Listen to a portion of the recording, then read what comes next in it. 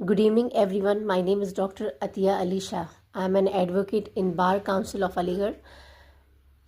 UPAPO में आने वाले सबसे ज़्यादा इम्पॉर्टेंट क्वेश्चंस में हिस्ट्री आता है, क्योंकि आपका हाफ पार्ट जो है वो जीएस के पेपर्स में आता है और उसका नेक्स्ट जो पार्ट होता है वो आपसे लॉ के बारे में उसमें क्वेश्चंस होते हैं। एंड बहुत प्रॉबेबल ये है कि फरवरी तक या जनवरी के लास्ट एंड तक UPAPO का एग्ज़ाम जो है वो प्रीलिम्स एग्ज़ाम जो है वो कंडक्ट हो जाए। तो आज हम स्टार्ट करेंगे स्पेक्ट्रम।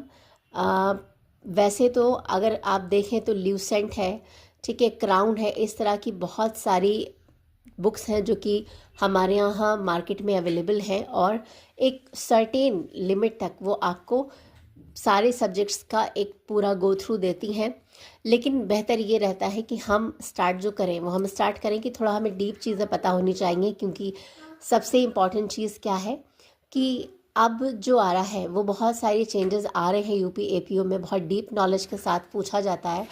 आप एक तरह से देखें कि ये सारी जो बुक्स हैं ये UPSC में बहुत ज़्यादा मायने रखती हैं, लेकिन अब अगर जिस तरह से पैटर्न बन रहा है चीज़ों का तो ये पता चल रहा है कि हाँ, अब हमको UPAPO में UPHGS जो होता है उसमें बहुत इम्पॉर्टेंट रोल प्ले करता है, क्योंकि GS का पार्ट बहुत इम्पॉर्टेंट है यूपी के एग्ज़ाम्स के लिए। तो हम आज स्टार्ट करेंगे a brief history of modern India.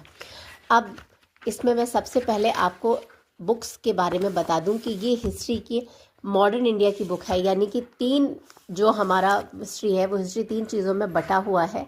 तो ये जो लास्ट पार्ट है तीन चीज़ों में बटा हुआ, एक मुग़ल पीरियड का है और दूसरा जो है उससे पहले जो हम स्टार्टिंग जो हमारी हिस्ट्री की होती है, जो हमारी हिस्ट्री की चीज़ें स्टार्ट होती हैं वो फर्स्ट पार्ट अलग होता है। ये जो थर्ड पार्ट है यानी कि जो हमारी जो मॉडर्न इंडिया की जो हिस्ट्री है, यानी कि मुग़ल पीरियड के बाद जो हिस्ट्री स्टार्ट होती है, किस तरह से मुग़ल पीरियड जो है वो डिक्लाइन हो जाता है और किस तरह से जो इन्वेडर्स हैं, ब्रिटिशर्स हैं, यूरोपियंस हैं, फ्रेंच हैं, डच हैं, वो हमारी कंट्री को आते हैं बिज़नेस करने के लिए कॉमर्स के सिलसिले में, और फिर धीरे धीरे ऑक्यूपेंसी जो है वो इस तरह की हो जाती है।